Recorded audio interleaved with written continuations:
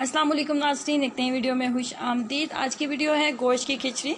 Normally हम जो दाल और चावल के साथ खिचड़ी बनाते हैं उससे इसका टेस्ट टोटली डिफरेंट होता है। अगर आपको खिचड़ी खाने में नहीं पसंद तो आप इस खिचड़ी को, गोश्त की खिचड़ी को एक दफ़ा ज़रूर ट्राई कीजिएगा, आपको बहुत पसंद आएगी।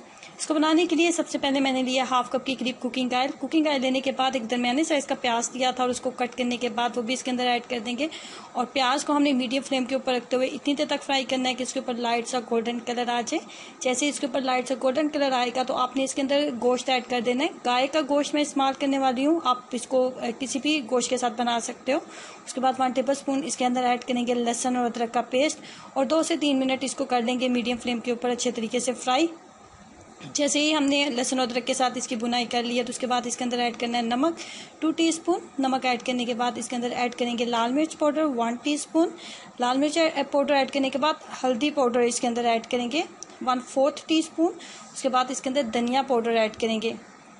कैमरे में रिकॉर्ड नहीं हो सका इसलिए मैंने बाद में दिखा दिया है। आपने 1 टीस्पून धनिया पाउडर इसके अंदर ऐड करना है। तमाम मसालों को इसके अंदर ऐड करने के बाद इसकी एक दफ़ा फिर करेंगे अच्छे तरीके से बुनाई। उसके बाद इसके अंदर 3 दरमियाने साइज़ के आपने टमाटर लेने हैं और वो भी इसके अंदर ऐड कर देंगे।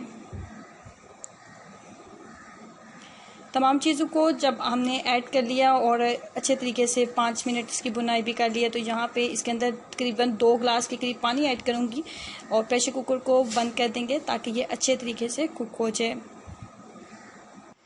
तकरीबन 20 से 25 मिनट लगे हैं। गोश्त बहुत अच्छे तरीके से कुक हो चुका है, पानी मुकम्मल तौर पे खुश्क हो चुका है और जो मसाला हमारा बहुत अच्छे तरीके से तैयार हो चुका है। यहाँ पे हम इसके अंदर इतना पानी ऐड करेंगे जिस हिसाब से आपके पास चावल की मिकदार है उस हिसाब से पानी ऐड कर लोगे। मैंने गोश्त की खिचड़ी बनाने के लिए 1 गिलास के करीब चावल लिए हैं और 1 कप के करीब मैंने दाल का इस्तेमाल किया है। चावल को आपने ज़्यादा टाइम भिगो के नहीं रखना, लेकिन दाल को आप कम से कम 1 घंटे के लिए भिगो कर ज़रूर रखें ताकि जब आप खिचड़ी बनाएं तो चावल के साथ दाल जो है बहुत अच्छे तरीके से कुक हो जाए। चावल को जब मैंने भिगो के रखा था तो इसको 20 मिनट से भिगो के रखेंगे, लेकिन दाल को आप कम से कम 30 से 40 मिनट भिगो के ज़रूर रखें। उसके बाद मैंने इसके अंदर पानी ऐड किया, उसको यहाँ पे फ्लेम को फुल कर दिया और उसको ढक्कन के साथ कवर कर दिया है और ताकि पानी चावल के अंदर मुकम्मल तौर पे खुश्क हो जाए। जब चावल के अंदर पानी मुकम्मल तौर पे खुश्क हो गया तो यहाँ पे आपने चावलों को लगा देना है दम के ऊपर। दम के ऊपर बहुत ज़्यादा देर हम इसको नहीं लगा के रखेंगे क्योंकि चावलों को मैंने 20 मिनट पहले भिगो के रखा था। इससे चावल बहुत आसानी से, बहुत जल्दी जो है दम में पक जाएंगे। इस तरीके से गोश्त की खिचड़ी जो है मज़ेदार तैयार कर सकते हैं। सो ट्राई कीजिएगा और अपना एक्सपीरियंस मेरे साथ ज़रूर शेयर करें। वीडियो अच्छी लगी है तो लाइक करना और चैनल को सब्सक्राइब करना मत भूलें। अल्लाह हाफिज़।